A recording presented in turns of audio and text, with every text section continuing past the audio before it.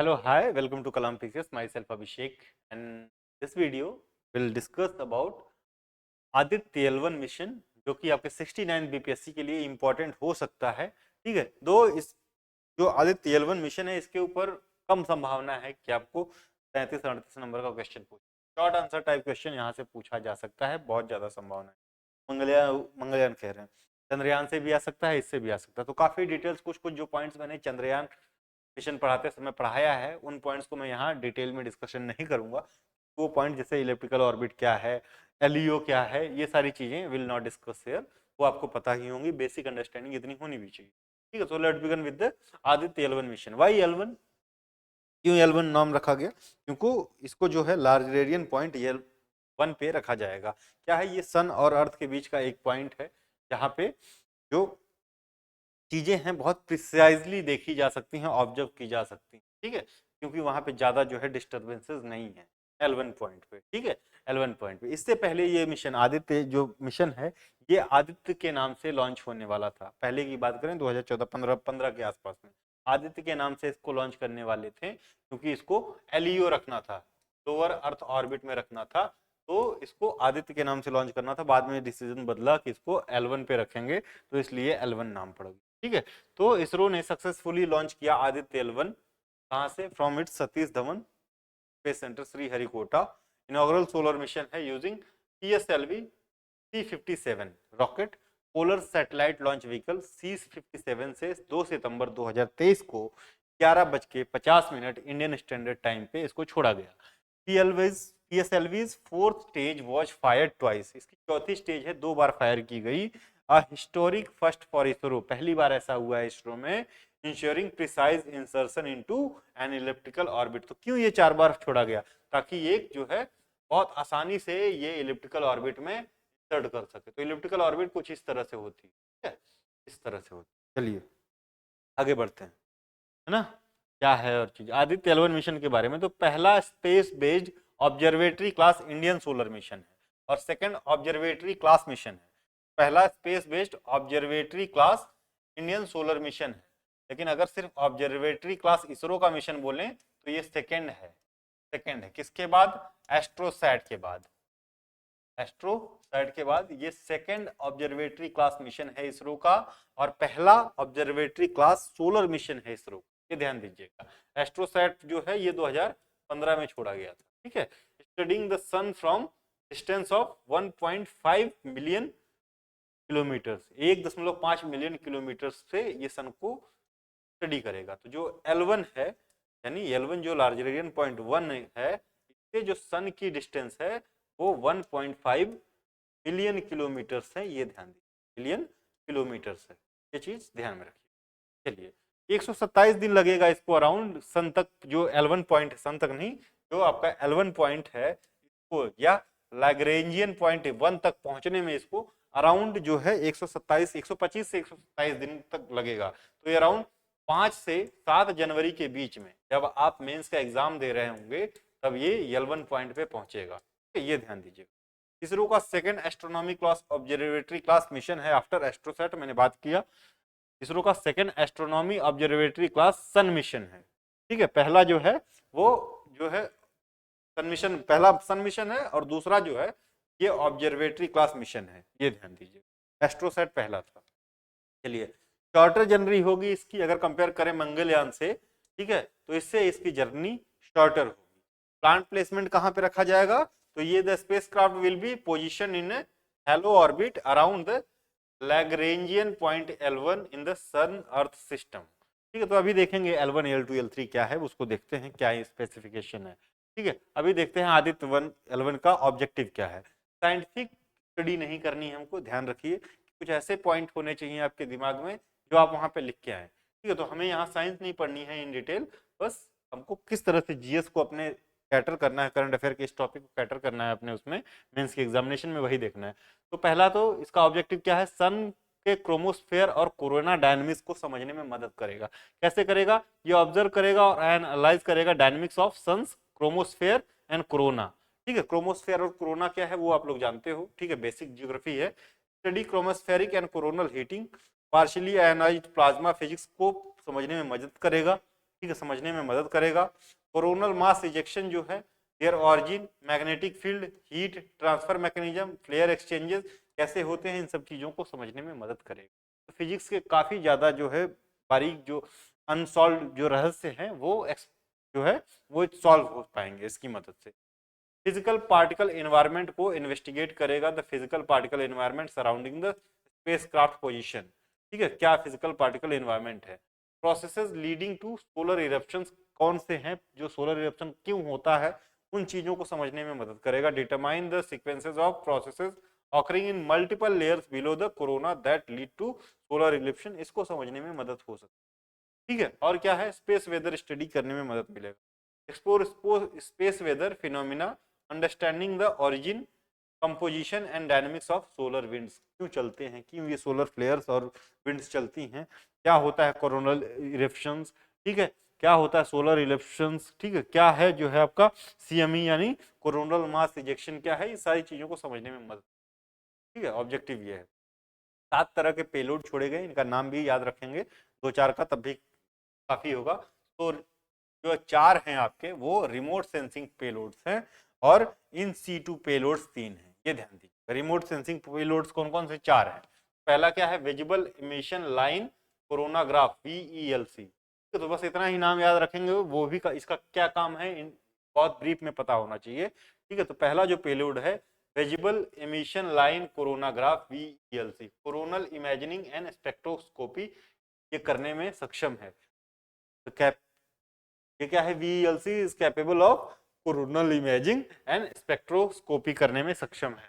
ठीक है, laboratories Indian institute of astrophysics Bangalore ने इसको बनाया है, ये याद रखिएगा, Indian institute of astrophysics Bangalore ने। और ये क्या काम करेगा, कोरोनल इमेजिनिंग करेगा, visible emission line coronagraph, coronal imagining और स्पेक्ट्रोस्कोपी करेगा। ठीक है, तो बस इतना ही काफी है, इससे ज्यादा याद करने की आवश्यकता नहीं। यूपीएससी ने इस बार चंद्रयान पे क्वेश्चन पूछा है मेंस में, तो बीपीएससी भी कहीं ना कहीं कुछ लाइन फॉलो करेगा, तो तैयार रहिए। और क्या है दूसरा जो आपका रिमोट सेंसिंग पेलोड है, तो solar ultraviolet imagining telescope suit. ठीक है, VELC उसके बाद suit, solar ultraviolet imagining telescope, तो सोलर अल्ट्रावायलेट रेज को स्टडी करेगा ऑब्वियसली। तो photosphere and chromosphere imagining narrow and broadband spectrum को ये करेगा। Inter university centre for astronomy and astrophysics ने बनाया। ये वाला पॉइंट नहीं भी याद रखेंगे तो इतना याद रखेंगे काफी है। तीसरा क्या है, solar low energy X ray spectrometer, SoLEXS, soft X ray spectrometer, sun as a star observation करेगा, सन को स्टार की तरह ऑब्जर्व करेगा, सॉफ्ट एक्सरेज को ये इमेजिनिफाई करेगा। चौथा क्या है, high energy L1 orbiting X ray spectrometer, Helios. ठीक है, हेलियोस कह लो या HEL10OS कह लो, हार्ड एक्सरे स्पेक्ट्रोमीटर है, sun as a star observation, ये दोनों चीजें, दोनों का काम वही है, शॉर्ट और वो। ठीक है, अभी बात ये है इन सीटू पेलोड्स क्या है, Aditya solar wind particle experiment. ठीक है, एस्पेक्ट्स क्या है, सोलर विंड और पार्टिकल को एनालाइज करेगा। ठीक है, Aditya solar wind particle experiment, aspect solar wind particle को और प्रोटॉन्स और हैवियर आयंस को विद देयर डायरेक्शन ये एनालाइज करेगा। छठा क्या है, plasma analyser package for Aditya L1 पापा। ठीक है, solar wind and particle analyser है, इलेक्ट्रॉन और हैवियर आयंस को विद देयर डायरेक्शन ये एनालाइज करेगा, किस डायरेक्शन में चल रही है, क्या रोल्स है। Advance try axial high resolution digital magnetometer. ठीक है, इन सीटू मैग्नेटिक फील्ड को BX, BY, BZ, बेंजीन वगैरह को ये वो करेगा। ठीक है, तो ये काम है पेलोड्स का। अब सबसे इंपॉर्टेंट पॉइंट है कि क्या है ये लैग्रेंजियन पॉइंट्स। लैग्रेंज क्या है, तो दीज आर द पॉइंट्स, ये है आपका L1 बिटवीन अर्थ एंड सन। ठीक है, L1 पॉइंट है, ये L2 पॉइंट है, ठीक है, ये L2 है, ये L3 है, ठीक है, ये L4 है और ये 5 है। ठीक है, तो क्या है डेफिनेशन, तो Lagrange points are unique position in space where gravitational force between two large celestial bodies like sun and earth creates equilibrium.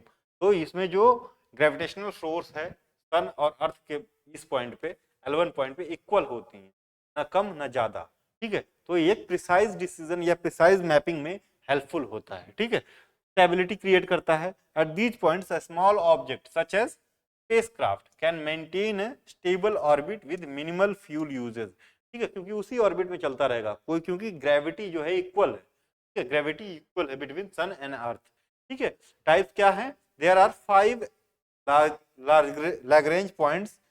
ठीक है, each offering distinct advantages for space exploration. तो कौन कौन से हैं? L1, L2, L3, L4। तो L1 कौन किसके किसके बीच में है? अर्थ और सन के बीच में, और अर्थ के पीछे क्या है? L2 है। ये तीनों के बीच में इस तरह से। तो ये मैप आपको क्लियर होना चाहिए, अगर ये क्वेश्चन आ गया तो ये L1, L2, L3 वाला 4 वाला मैप आपको पता होना चाहिए। आइए आगे बढ़ते हैं। तो Lagrange points in sun earth system क्या है? तो L1 पॉइंट को बात करते हैं। तो इसका सिग्निफिकेंस क्या है? Vital for solar observation. ठीक है। कैरेक्टरिस्टिक्स क्या है? Continuous view of the sun without eclipse. Without eclipse, जो सूर्य ग्रहण लगेगा आप कहीं और से देखेंगे तो एक्लिप्स आपको बीच में आएगा, लेकिन यहाँ पे आपको एक्लिप्स देखने को नहीं मिलेगा। Example, currently host the solar and heliospheric observatory satellite SOHO. ठीक है, सोहो सैटेलाइट यहाँ पे आपके L1 पे ही बेस्ड है। ठीक है। L2 पॉइंट क्या है? डायरेक्टली बिहाइंड अर्थ, पीछे की तरफ। ठीक है, फ्रॉम सन्स पर्सपेक्टिव। तो ये सन है, ठीक है, ये L1 है, ये अर्थ है, और ये L2 है, ये L2 है। ठीक है।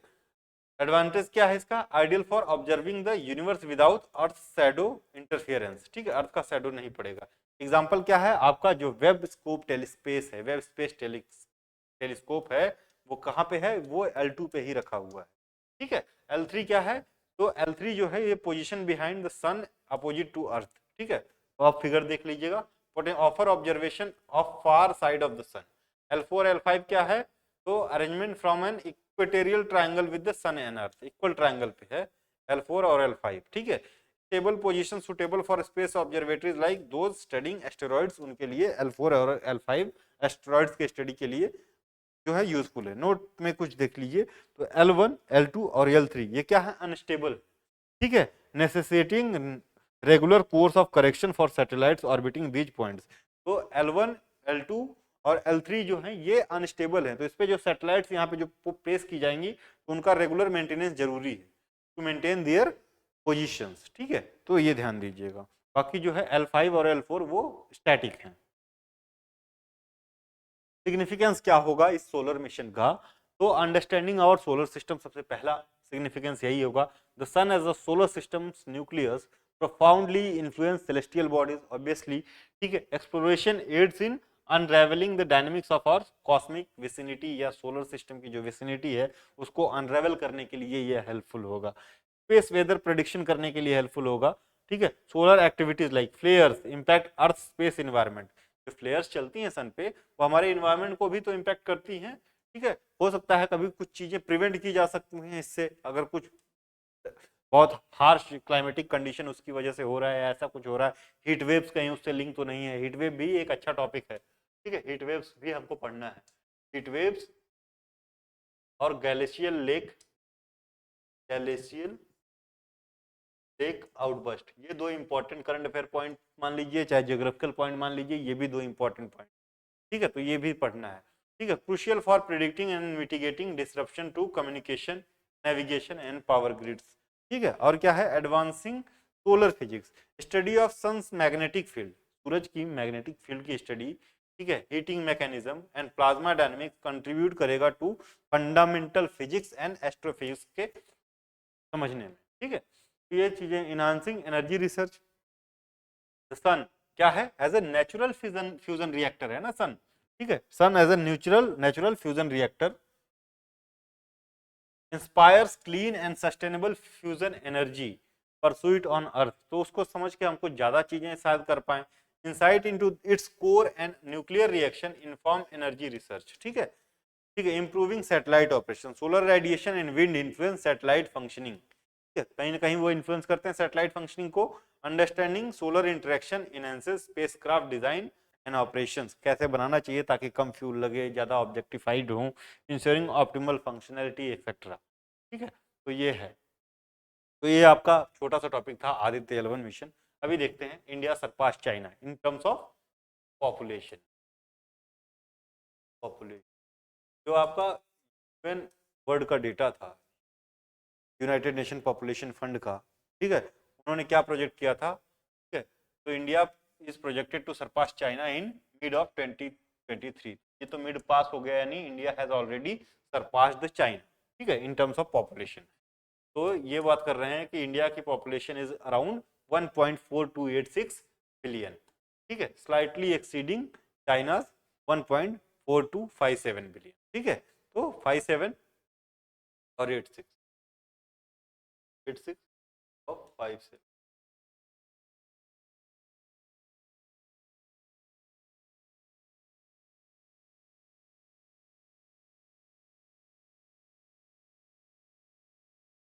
$0.27 मिलियन के आसपास ज्यादा है। ठीक है, the Asian Nations have accounted for more than a third of the global population for over 60-70 years. Complete Asian Nations की बात कर रहे हैं, तो एशिया की जो कंट्रीज हैं टोटल मिला के पूरे वर्ल्ड की पॉपुलेशन है, ठीक है, पूरे वर्ल्ड की ग्लोबल पॉपुलेशन है उसका 33% कवर करती हैं। ठीक है, सिंस 70 ईयर्स, लास्ट 70 ईयर्स। ठीक है, तो ये ध्यान दीजिएगा, एक इंपॉर्टेंट है। China's birth rate has plunged recently with its population shrinking last year for first time since 1961। तो चाइना में नेगेटिव ग्रोथ चालू हो गई है, ये ध्यान दीजिएगा। ठीक है, लेकिन इंडिया में अभी नेगेटिव ग्रोथ चालू नहीं है। रिप्लेसमेंट लेवल फर्टिलिटी आप सबको पता है क्या होती है, TFR, total fertility rate India की क्या है, टीएफआर इस समय 2 है ना, इंडिया की 2 है। और जो रिप्लेसमेंट लेवल फर्टिलिटी रेट होता है वो 2.1 होता है। रिप्लेसमेंट लेवल मतलब कि जितने लोग पैदा हो रहे हैं उतने लोग मर भी रहे हैं। ठीक है, पॉपुलेशन स्टेबल रहेगी, ना ज़्यादा बूढ़ी होगी ना यंग रहेगी, वो मेंटेन रहेगी। ठीक है, अगर यही आपका जो टीएफआर जो है 5 चला जाए या 4 चला जाए तो यंगर पॉपुलेशन बहुत ज़्यादा होगी in compare to older population. ये टीएफआर अगर 1.5 चला जाए तो क्या जो ओल्डर पॉपुलेशन है उनका बेस बढ़ जाएगा। ठीक है, तो ये कंसर्न हो सकता है। ठीक है, तो इंडिया का जो टीएफआर है इस समय 2 है, जो रिप्लेसमेंट लेवल से नीचे जा चुका है और जो और नीचे जाएगा ऑब्वियसली। तो एक समय ऐसा आएगा कि इंडिया की पॉपुलेशन स्टैटिक हो जाएगी, लेकिन 2065 तक अभी ऐसे चांसेस नहीं माने।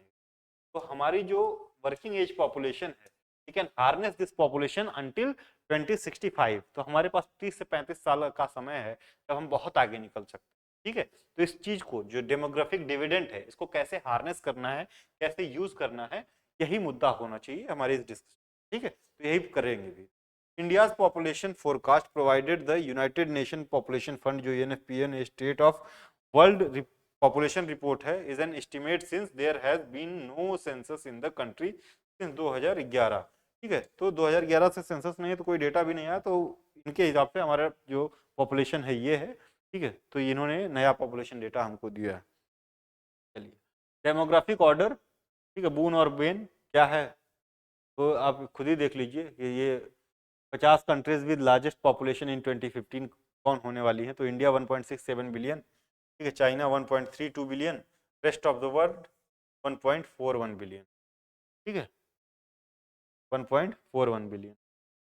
बाकी यूएसए नाइजीरिया को बता दिया है, बाकी ना रहेगा। चलिए देखते हैं, population as a resource hinges on countries carrying capacity. ठीक है, तो बेसिकली क्या कह रहे हैं कि population as an resource hinges on countries carrying capacity, कि कंट्री का नेचुरल रिसोर्स और भी चीजें, पॉलिसीज, वो पॉपुलेशन किस तरह से कंट्रीज पॉलिसीज बनाती, किस तरह से वो डिस्पैरिटीज या इक्वलिटी है सोसाइटी में, इस पे डिपेंड करता है कि आपकी पॉपुलेशन ग्रो करेगी या डाउन करेगी। आपका जो डिविडेंड है, जो बहुत ज्यादा पॉपुलेशन है, जो लार्ज पॉपुलेशन है, वो आपके लिए बून है या बेन है। ठीक है, कैरिंग कैपेसिटी इज डायनेमिक। ठीक है, dynamic influence by technology, production efficiency and consumption system, ये सारी चीजें इन्फ्लुएंस करते हैं कैरिंग कैपेसिटी को। ठीक है, तो आपकी कैरिंग कैपेसिटी किस तरह की है, कितने टेक्नोलॉजिकल एडवांस हैं आप, ठीक है, कितना बढ़िया प्रेजेंट कर रहे हैं, क्या चीजें यूज कर रहे हैं, आप अपने पॉपुलेशन को कैसे यूज कर रहे हैं, ये सारी चीजें। जैसे इंडिया अभी मोस्ट जो है यंग कंट्री है, तो इस यंग कंट्री, लेकिन हमारे पास पॉपुलेशन भी बहुत ज्यादा है। ठीक है, वर्ल्ड में सबसे ज्यादा पॉपुलेटेड, मतलब सबसे ज्यादा है, हमारे पास जो रिसोर्सेज हैं इन पे प्रेशर भी बहुत ज्यादा है।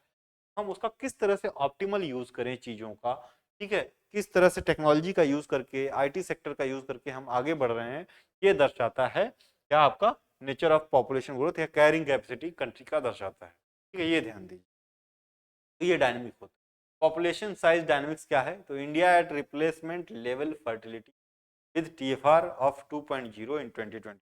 तो रिप्लेसमेंट लेवल जो है वो याद रखिएगा 2.1 है, लेकिन फिर भी अभी हम इसको जो 0.2 है उसको भी हम रिप्लेसमेंट लेवल पे ही कंसिडर कर रहे हैं, कि मतलब जितने लोग मर रहे हैं उतने लोग हैं।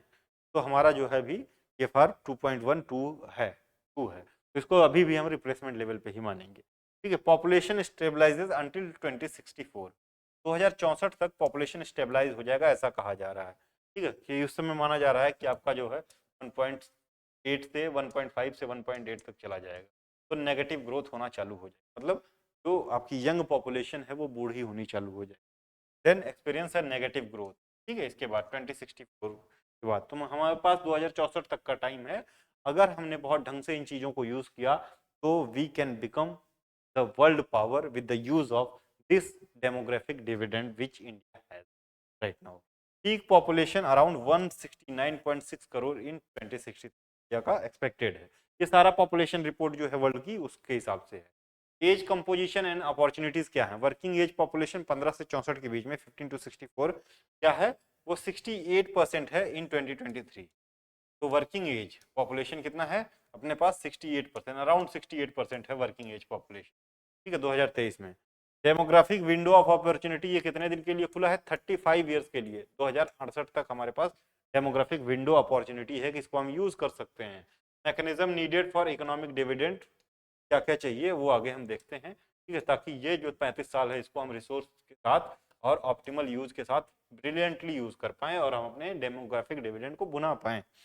ठीक है, तो देखते हैं मैकेनिज्म फॉर इकोनॉमिक डिविडेंड क्या है। जॉब क्रिएशन सबसे पहला, और क्या होना चाहिए? स्किल डेवलपमेंट होना चाहिए, स्किल डेवलपमेंट। ठीक है, education, skill development is crucial ना, तो ये है मैकेनिज्म। ठीक है, और क्या है? Focus on work force health, एक इंपॉर्टेंट टॉपिक है। गुड गवर्नेंस होनी चाहिए, और क्या होनी चाहिए? पॉलिसीज होनी चाहिए for enabling environment sustainable use of things. ठीक है, सस्टेनेबल यूज ऑफ थिंग्स, तो ये चीजें मैकेनिज्म होनी चाहिए। ये ध्यान में रखना चाहिए कि कैसे हम job creation, skill, health, education, इन सारी चीज़ों को इनलाइन करके अपने डिविडेंड को प्रॉपर यूज कर पाए, डेमोग्राफिक डिविडेंड। ठीक है, इंडियाज अपॉर्चुनिटीज क्या है? Potential as a global market with cheaper workforce. ठीक है, आईटी सेक्टर को एज एन एग्जांपल आप कोट कर सकते हो। पर कैपिटा जीडीपी पोटेंशियल अभी 43% इंक्रीज होने का है बाई 2061।